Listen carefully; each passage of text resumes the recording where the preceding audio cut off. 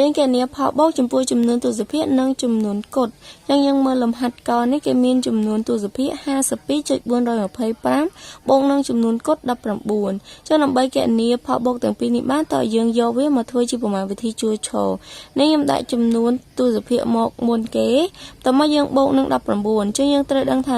19 ជាចំនួនកុដហើយវាស្ថិតនៅក្នុងផ្នែកកុដចឹងយើងត្រូវយកវាមកដាក់ពីក្រោមផ្នែកកុដដែរចឹងដាក់ពីក្រោមលេខ 52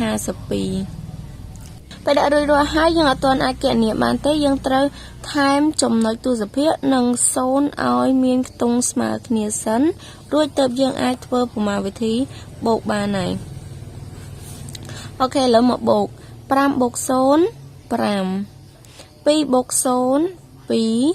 4 បូក 0 4 ចំណុចទូសភាយើងអាចទម្លាក់ចោលហើយ2 បូក 9 11 សរសេរលេខ 1 ត្រាទុក 1 1 បូក 5 6 6 បូក 1 7 ចឹងចម្លើយចុងក្រោយឃើញ 71.425 តាមមើលលំហាត់ខតទៀត 185.08 បូកនឹង 15 ចឹងជាចំនួនទូសភាបូកចំនួនកុដដូចគ្នាដែរចឹងដាក់ចំនួនទូសភានៅខាងមុនគេមកតមកយើងយក15ដែលជាផ្នែកកុដនេះដាក់ពីក្រោមលេខ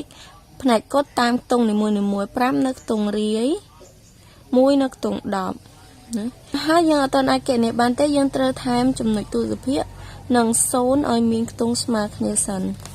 แล้วយើងអាចបូកបានហើយ8បូក0 8 0បូក0គឺ0ចំណុចទូសភាយើងទម្លាក់5បូក5 10 10យើងសេលេខ0ត្រាទុក 1 1បូក8 9 9បូក1 10យើងសរសេរលេខ0ត្រាទុក 1 1បូក1 2ដូចនេះចម្លើយចុងក្រោយឃើញ 200.08 ចូលដល់លំហាត់កនេះជាចំនួនកុដបូកនឹងចំនួនទូសភាវិញម្ដង28បូកនឹង 14.018 អញ្ចឹង28ចំនួនកុដនេះយើងដាក់មុនគេមក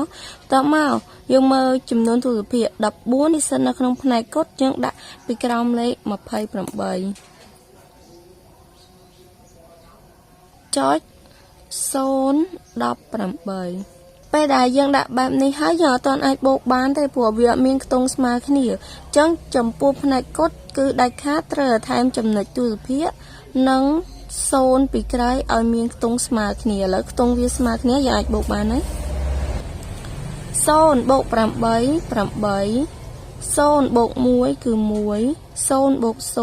0ចំណុចទូសភាទម្លាក់8បូក4 12សរសេរលេខ2ដុំទុក1 1បូក2 3 3បូក1 4យើងចម្លើយចុងក្រោយឃើញ 42.018 មកមើលចំណុចខនេះវាជាប្រមាណវិធីបូកចំនួនទូសភានិងចំនួនកុដដែរប៉ុន្តែមានរហូតទៅដល់3ចំនួនតគ្នាអញ្ចឹងចំនួនណាដែលនៅមុខគេយើងដាក់មុនគេមក 75.008 បន្ទាប់មកយើងបូកនឹង 16 នេះជាចំនួនកុដអញ្ចឹងយើងត្រូវដាក់ពីក្រោមផ្នែកកុដក្រោម 75តមកបូកនឹង 25 អញ្ចឹង 25 ក៏ស្ថិតនៅផ្នែកកុដដែរអញ្ចឹងយើងត្រូវដាក់ពីក្រោមផ្នែកកុដគឺ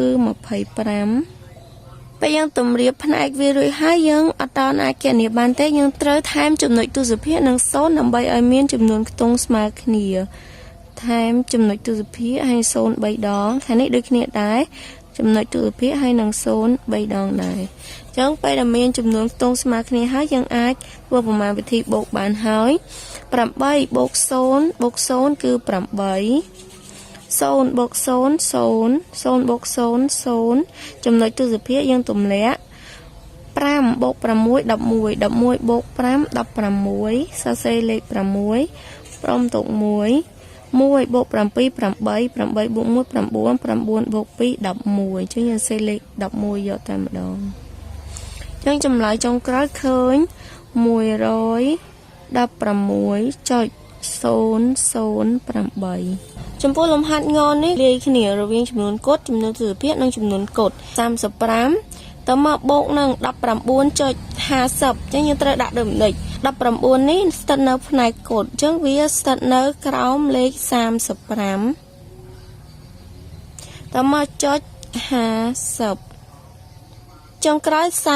45ជាចំនួនកូដចឹងដាក់ពីក្រោម19នេះដែរណាយកតន់អាចបូកបានទេដោយសារតែខ្ទង់វាអត់តន់ស្មើគ្នាចឹងដាច់ខាតត្រូវតែថែមចំណុចទូសភាគ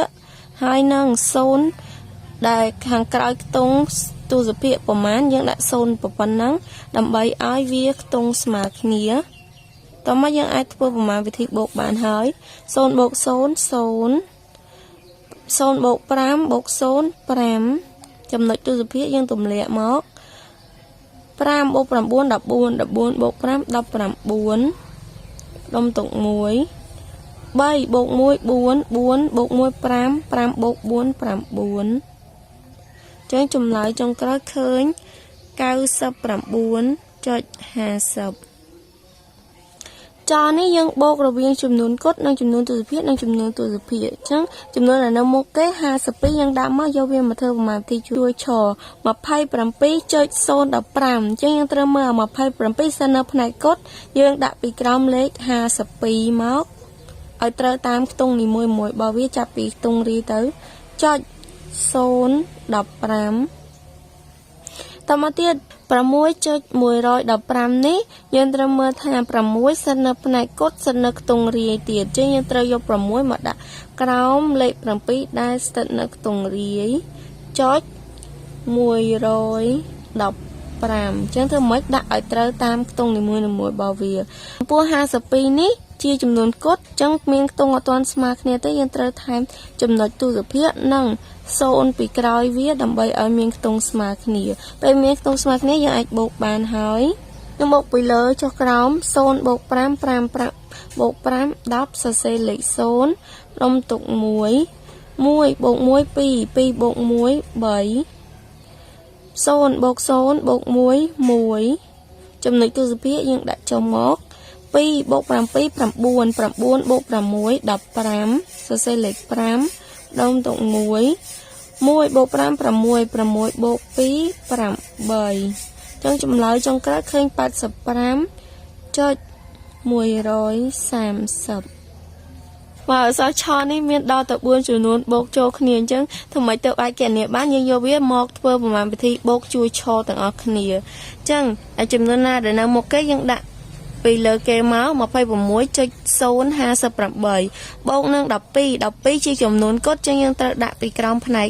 កូដនេះតមកយើងមកទៀត125ក៏ជាចំនួនកូដដែរយើងដាក់ពីក្រោមផ្នែកកូដប៉ុន្តែយើងត្រូវរៀបតាមលំដាប់ខ្ទង់ឲ្យត្រឹមត្រូវ5ស្ថិតនៅខ្ទង់រាយដាក់ពីក្រោមលេខ2នេះ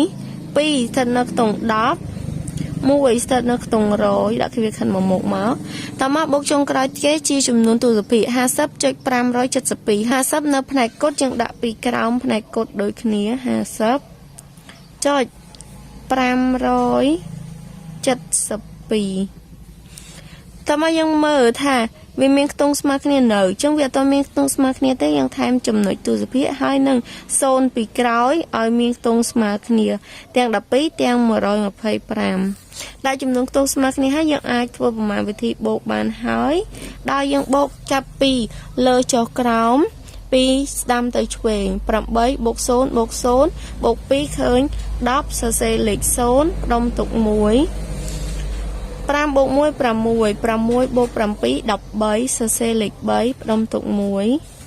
1បូក5 6សេរលេខ6ចំណុចទូសភាគយើងដាក់ចុះ6បូក2 8 8បូក5 13សេរលេខ3ផ្ដុំទុក1 1បូក2 3 3បូក1 4 4បូក2 6 6បូក5 11សរសេរលេខ1ដុំទុក1 1បូក1 2ចឹងចម្លើយចុងក្រោយឃើញរហូតដល់ទៅ 213.630 លំហាត់អក្សរចូលនៅតំណងលំបាកមែនតើដោយសារបូកចំនួនកូដចំនួនទូសភាគចំនួនកូដហើយចំនួនទូសភាគទៀតប៉ុន្តែដើម្បីបូកចំនួនទាំង4នេះបានយើងយកវាមកធ្វើប្រមាណវិធីជួយឆអញ្ចឹងដំបូងគេគឺ80យើងដាក់80ចូលមកបូកនឹង 16.108 អញ្ចឹងយើងមើល16ស្ថិតនៅផ្នែកកូដអញ្ចឹងយើងត្រូវដាក់ពីក្រោមលេខ80 16.108 បូកនឹង25ជាចំនួនកូដយើងដាក់ពីក្រោមលេខ16នេះដែរ តមកចុងក្រោយជាចំនួនទស្សភាគ 7/215 7ស្ថិតនៅផ្នែកកត់ចឹងយើងត្រូវដាក់ពីក្រោមផ្នែកកត់ហើយ7នេះវាស្ថិតនៅខ្ទង់រាងចឹងយើងត្រូវដាក់ពីក្រោម 5.215 តើមកយើងមើលថាយើងអាចបូកបាននៅចឹងយើងបូកអត់ទាន់បានទេដោយសារតែខ្ទង់វាអត់ទាន់ស្មើគ្នាចឹងយើងត្រូវថែមចំណុចទស្សភាគនិង0ចំពោះផ្នែកកត់ដូចគ្នាដែរនឹង25ចំណុចទស្សភាគនិង0ពីក្រោយវាតើមកយើងអាចធ្វើប្រមាណវិធីបូកបានហើយយើងបូកពីលើចុះក្រោម8បូក5 13សរសេរលេខ3ផ្ដុំទុក1 1បូក1គឺ2 1បូក2គឺ3ចំណុចទស្សភាគយើងទម្លាក់6បូក5 11 11បូក7 18ដុំទុក1 1បូក8 9 9បូក1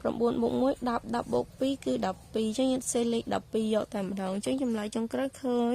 128.323